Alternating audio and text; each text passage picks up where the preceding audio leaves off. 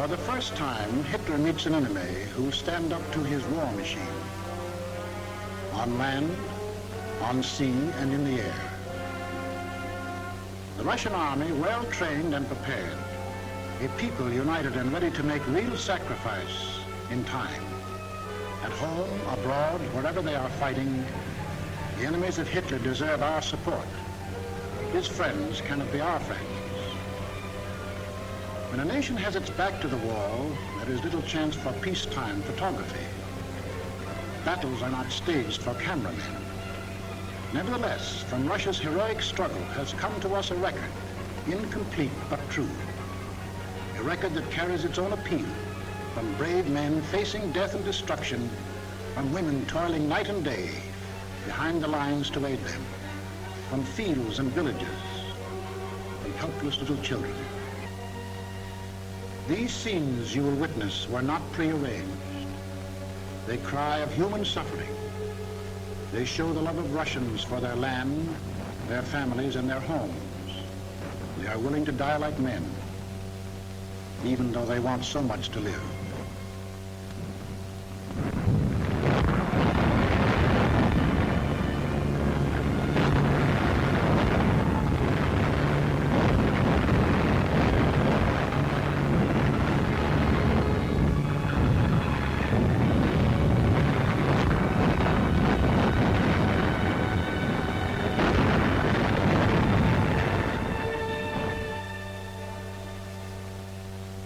The Russian government, the Russian people are determined to fight on to save their country from the Nazi invasion. No matter what the cost in territory, no matter what the cost in life and human suffering.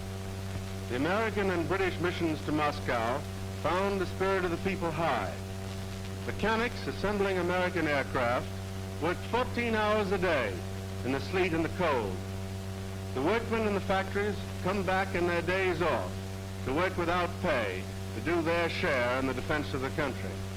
And in spite of their long hours, their work is up to our American standards. The speaker is not a foreign dreamer with his head in the clouds. He is W.A. Harriman, American executive and businessman, chairman of the board of directors of the Union Pacific Railroad. Mr. Harriman was sent to visit Russia to study the Russian defense and the prospects of resistance and report to President Roosevelt what he saw. He has made his report in Washington. The President of the United States. We have in amazement witnessed the Russians oppose the Nazi war, oppose that war machine for 4 long months and more. The epic stand of Britain, of China, and of Russia received the full support of the free people of the America.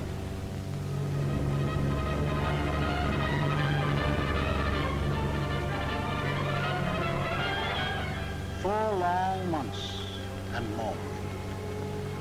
On June the 22nd, the Nazis attacked. Within 1 hour, Herr Hitler and his generals found out that the Russians meant to fight and would fight. Tanks rushing into action. The advance guard of the army defended every inch of ground, reformed and fought again and again.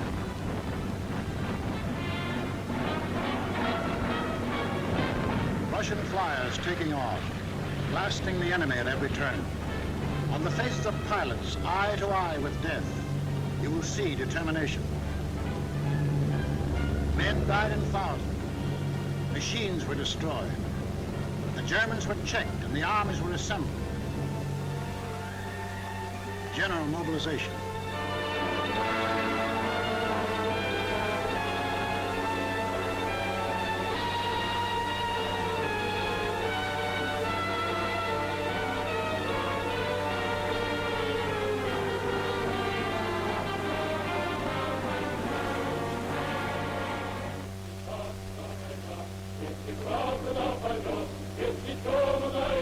The gods get ready the same the world over.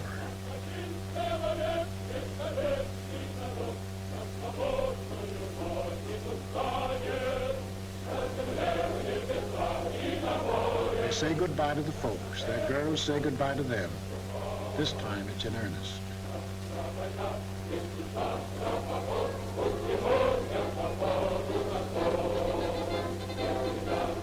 The Navy struck the first blow.